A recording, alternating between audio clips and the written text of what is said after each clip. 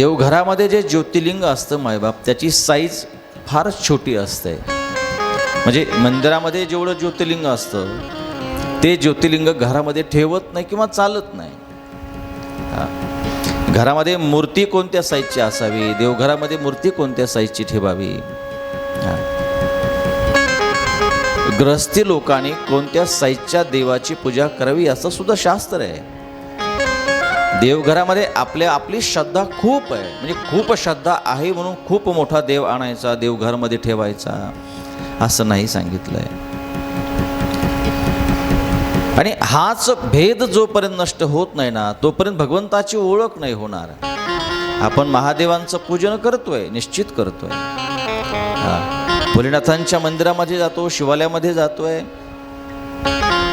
विशेषतः की भगवंताच्या शिवालयामध्ये जे ज्योतिर्लिंग असतं तोच आकार तसंच ज्योतिर्लिंग आपल्या देवघरात सुद्धा असतं. म्हणजे कोणाच्या देवघरामध्ये पितळाचं असेल, पंचधातूचं असेल, चांदीचं असेल, स्फटिकाचं असेल, दगडाचं असेल, अनेक धातूचं त्या ठिकाणी हे ज्योतिर्लिंग बनवले जातात. चांदीचं सुद्धा अतिशय फलदायी सांगितलं, लक्ष ठेवा. स्फटिकाचं सुद्धा अतिशय फलदायी सांगितलं. स्फटिकाचं लिंग हे अंतःकरणातल्या भावना शुद्ध करतं, लक्ष ठेवा. स्फटिक लिंग घरामध्ये जेवढं त्या ठिकाणी नकारात्मक ऊर्जा आहे ते स्फटिक लिंग ती ऊर्जा घालवण्याचं काम करतं. स्फटिक लिंगाचं महत्त्व, घरामध्ये जो ग्रहदोष आहे मायबाप, ते ग्रहदोष सुद्धा नष्ट करण्याचं काम हे स्फटिक लिंग करत आहे.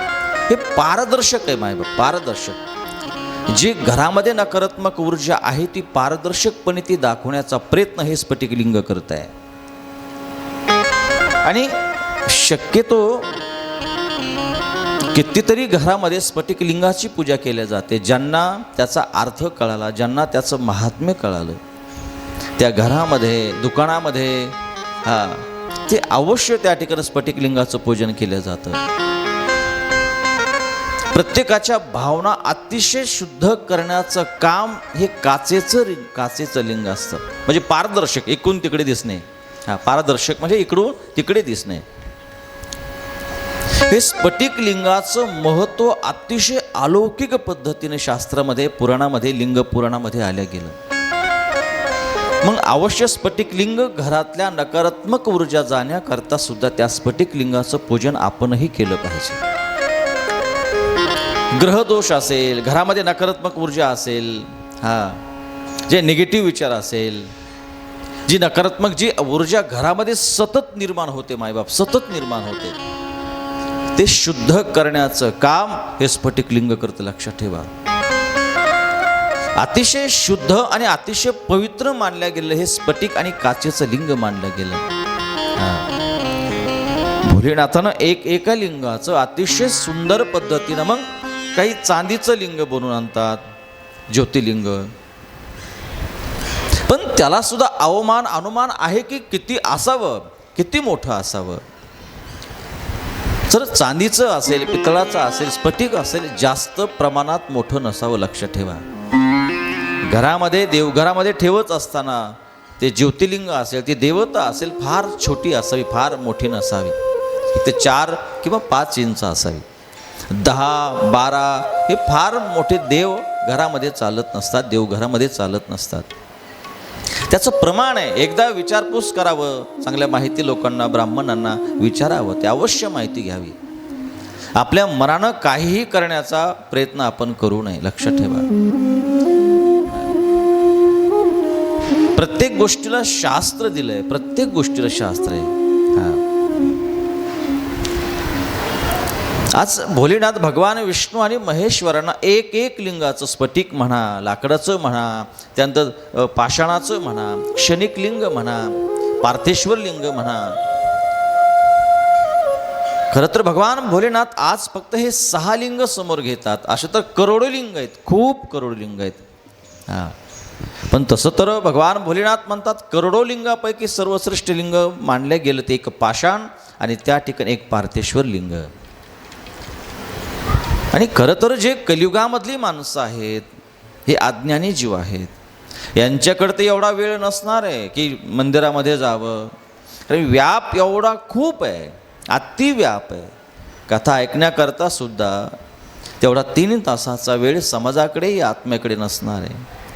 मग त्यांच्याकरता सुद्धा एक पर्याय व्यवस्था म्हणून भगवान भोलेनाथाने एक अलौकिक ज्योतिर्लिंग निर्माण केलं की बाबा तो लहान असेल मोठा असेल तो कोणीही असेल, त्याचं जर मंदिरामध्ये जाणं होत नसेल आणि भावना असेल की मी मंदिरातच आहे,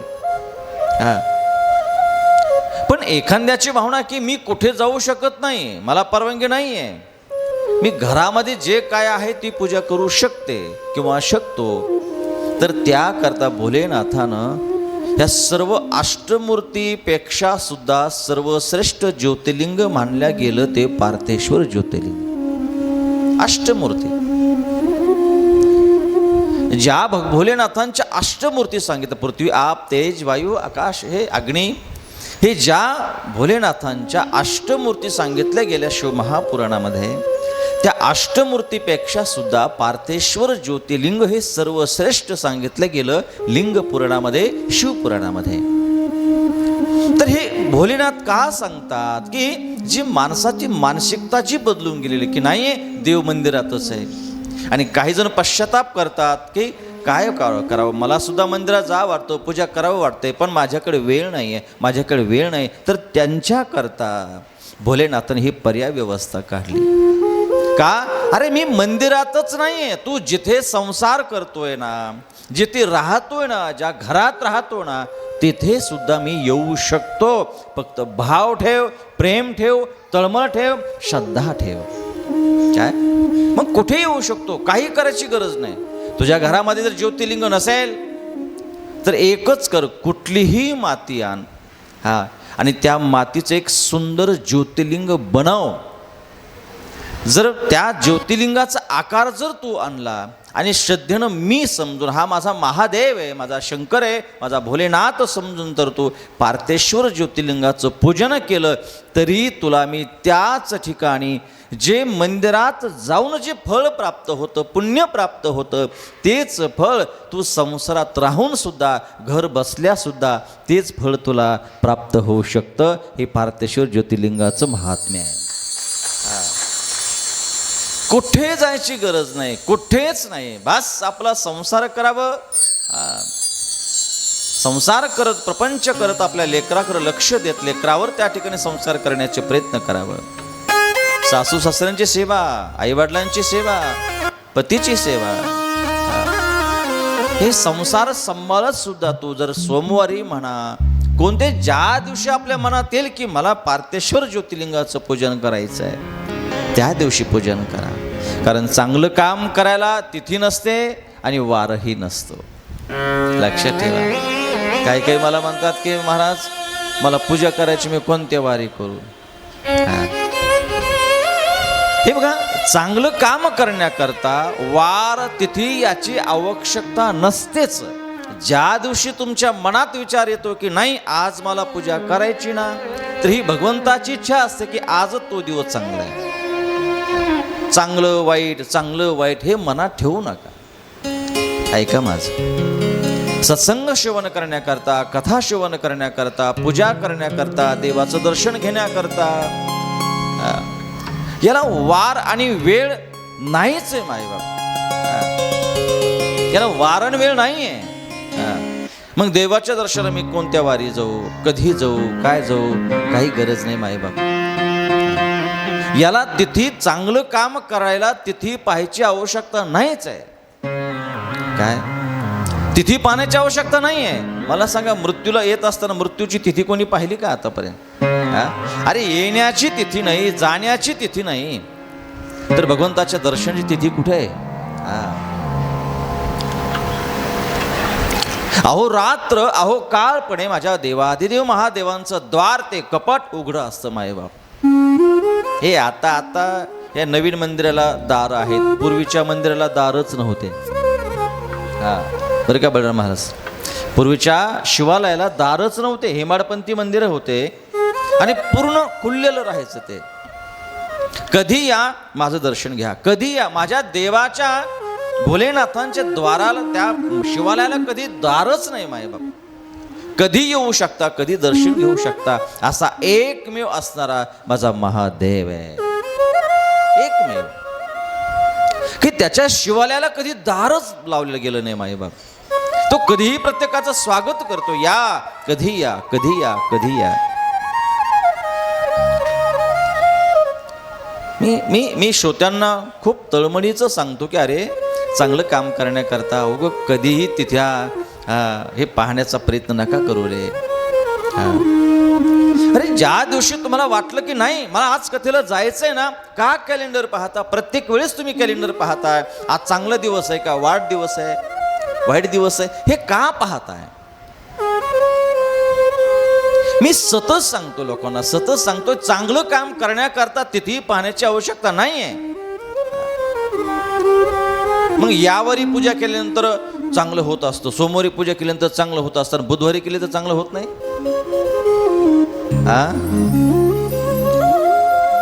काही काही सोमवारी येईपर्यंत थांबतात, नाही ना मला सोमवारी पूजा करायची आहे, तर सोमवारपर्यंत थांबतात. बरं सोमवाराच्या अगोदर जर तुम्ही गेले तर मग सोमवाराच्या अगोदर, देव येण्याच्या अगोदर जर काळच आला तर ऐकताय ना सगळे? सर थोडा आवाज कमी ठेवा.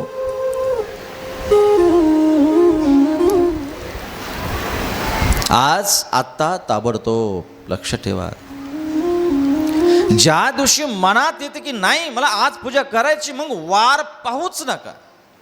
तो कोणताही वार असेल मायबाप. हर हर. काय चाललं होतं? अशी लिंक तुटते हो. सांगा ना मला काय चाललं होतं.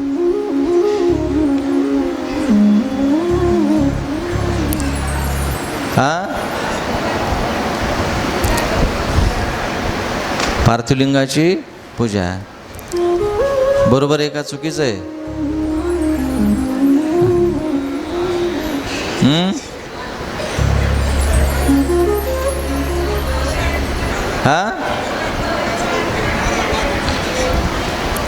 वा वा वा वा, छान छान. तुम्ही झोपत नाही इथल्या महिला, बाकीच्या महिला मस्त झोपत असं काय चाललं? मग जागी होतात. वा छान छान, धन्यवाद. की चांगलं काम करण्याकरता, पूजा करण्याकरता, सत्संग करण्याकरता कधी वार आणि कॅलेंडर कधी पाहायचं नाही का? आणि ज्यांच्या मनामध्ये ही भावना भरलेली असते ना माईबाप, त्याला अजून देव आणि परमार्थ कळालाच नाही असं समजावं. तर खाण्याकरता कोणी म्हणलं का नाही आज मला जेवायचंय, आता वार पाहू द्या, तिथी पाहू द्या. जेवण्याकरता, खाण्याकरता कोणी वार तिथी पाहतंय? अरे आमुष्या असू नये तर वार असू नये तर कोणी मेलेलं असो, लोक मड्याजवळ सुद्धा जेवायला बसलेत. अरे जाऊ द्या, घरचे सुद्धा जर बाप इकडे जळत असेल ना, बाप जळाला की घरी आले की पहिलं रडत रडत का होईना पण पोटभर जेवतात. बरोबर आहे की नाही? कोण उपाशी राहते हो? म्हणजे खाण्याकरता आपण तिथी पाहत नाही, खाण्याकरता वार पाहत नाही, खाण्याकरता वेळ पाहत नाही. मग त्या ठिकाणी सत्संगाकरता, देवाच्या भजनाकरता का आपण वार आणि तिथी पाहतोय? असं नाही की भोलेनाथांची पूजा सोमवारीच करावी असं नाही मायबाप. असं नाही दिलंय की फक्त सोमवारीच पूजा करा, सोमवारीच त्या ठिकाणी बिल्वपत्र अर्पण करा, सोमवारीच अभिषेक करा, असं नाही मायबाप. ज्या दिवशी मनात आलं त्या दिवशी करून टाका. का? कारण उद्याचा क्षण, उद्याची पूजा आपल्या नशिबात आहे याचा भरोसा नाही. मग आमुष्या असेल, काही असेल, नाही ना आज आमुष्यान कशी पूजा करावी? एक सांगू का, आमुष्याची पूजा तर अत्यंत पवित्र सांगितली गेली. काय? जो आमुष्या दिवशी पूजा करतो ना ती तर अत्यंत महान पूजा सांगितली. आमुष्याच्या दिवशी जप करणं, आमुष्याच्या दिवशी पूजा करणं हे फार महान आहे. म्हणून तर बघा ना, जुन्या लोकांना एवढं शास्त्र माहिती होतं की नाही मला माहिती नाही, पण जुने लोक साधी वागायची, सहज परमार्थ करायची, सहज परमार्थ घडत होता, सहज पूजा घडत होत्या. का? कारण पूर्वीची लोक संध्याकाळी दीपदान करायची. सगळ्या लोकांच्या हातामध्ये त्या प्लेटी वगैरे राहायच्या आणि भगवान शंकराला मारुतीच्या मंदिरामध्ये दिवा घेऊन जायची. सहज सहज मायबाप. ती काही वार पाहत नव्हती, काही नाही. आणि अमावास्येच्या दिवशी आवर्जून मारुतीच्या मंदिरात दिवा घेऊन जाणार. हे सगळं अमावास्यालाच का? अमावास्या ही अपवित्र नाही आहे, लक्षात ठेवा. अमावास्या अपवित्र जर असती ना तर भगवान शंकर जे 2 क्रमांक ज्योतिर्लिंग आहे मायबाप. कोणतं आहे जो 2 क्रमांक ज्योतिर्लिंग? काय? मल्लिकार्जुन. कोणतं आहे? मल्लिकार्जुन. त्या अर्जुन जे ज्योतिर्लिंग आहे 2 क्रमांकाचं, तिथे पौर्णिमाला कोण येत आहे? माता पार्वती आहे. कधी कधी येतात ते? पौर्णिमाला माता पार्वतीचा त्या ठिकाणी प्रागट्य होतं. त्या दिवशी माता पार्वतीचं दर्शन होतं. पण अमावास्येला भगवान शंकर येतात. कुठे? मल्लिकार्जुन. मग अमावास्या जर अपवित्र जर असते ना मायबाप, तर भगवान शंकर अमावास्येला प्रगट झालेच नसते ना. अरे ज्या दिवशी अमावास्येच्या दिवशी तर भगवान शंकराचं दर्शन होतंय आणि तिथे मल्लिकार्जुनला अमावास्येच्या दिवशी गर्दा होतो. आणि आपण खेड्यापाड्यामध्ये नाही ना, अमावास्येला शेतात जायचं नाही, अमावास्येला हे काम करायचं नाही, अमावास्येला ते काम करायचं नाही. काहीच करत नाही माणसं अमावास्येला. अमावास्या ही वाईट नाही आहे, कोणती तिथी ही वाईट नाही आहे. पूर्वीचे लोक अमावास्येला सुद्धा त्या ठिकाणी चांगली कामं करायची, जप करायची, ध्यान करायची. अरे असं सांगितलं की अमावास्येला जर त्या ठिकाणी तुम्ही आपल्या गेलेल्या व्यक्तीचं श्राद्ध जर घातलं ना, तर 1 वर्षपर्यंत तो पितृ जो आपल्या व्यक्ती जो आत्मा गेलाय 1 वर्षपर्यंत तृप्त होतो. लक्षात ठेवा. अमावास्येच्या दिवशी अमावास्या ही अत्यंत पवित्र मानली गेली. जेवढी अमावास्येच्या दिवशी जप साधना करायला तेवढा मंत्र सुद्धा उजळण्याची ताकद त्या अमावास्येच्या दिवशी असते मायबाप. म्हणून काही साधू, काही योगीजन मुद्दाम होऊन गंगेमध्ये जाणं, त्या ठिकाणी अमावास्या दिवशी ती पूजा करणं, आराधना करणं, जप साधना करणं. अमावास्या म्हणजे ज्या सूर्याचे जे हजारो करोडो किरण आहेत, त्या एक किरण आमा नावाचं किरण आहे. कोणाचं? सूर्याचं. कोणाचं आहे? सूर्याचं आमा नावाचं किरण आहे. त्या आमा नावाच्या किरणामध्ये ज्यावेळी चंद्र वास करतो ना, तिथून पुढे म्हणलं गेलं अमावस्या. की अमावस्याला प्रत्येकाने प्राधान्य दिलं मायबाप, प्रत्येकाने प्राधान्य दिलं, शास्त्रानं दिलं की अमावस्या दिवशी हे करा, ते करा, हे करा, ते करा. ना आपण काहीच करत नाही. काही तर जुन्या खेड्यामध्ये तर लोक शेतामध्ये सुद्धा अमावस्याला जाऊ देत नाही. बाबा जाऊ नको, आज अमावस्या आहे. बरोबर आहे की नाही बेटा महाराज? शेतामध्ये जाऊ देत नाही का? आज अमावस्या आहे, जाऊ नको. म्हणजे आपल्या मनामध्ये आगळी वेगळी आणि वेगळ्या प्रकारची भीती विनाकारण दडून बसली की अमावस्याला शेतात भूत येत असतात म्हणे. काय येतात? भूत येतात. स्मशानामध्ये जाऊ देत नाही का? अमावस्याला भूत आहे बाबा, आज अमावस्या आहे, जाऊ नको. अमावस्याला भूत येत असतात. अरे एवढं मोठं भूत असताना ते भूत काय येणार आहे? आणि भूत हे ना कोणालाही लागत नाही. लक्षात ठेवा. काय? तुम्ही एका भूताची जर संगत केली ना, ती भूत लागतच नाही. ते भूत जाण्याकरता, त्याला आपली भीती वाटण्याकरता आपल्यासोबत सुद्धा एक भूत पाहिजे.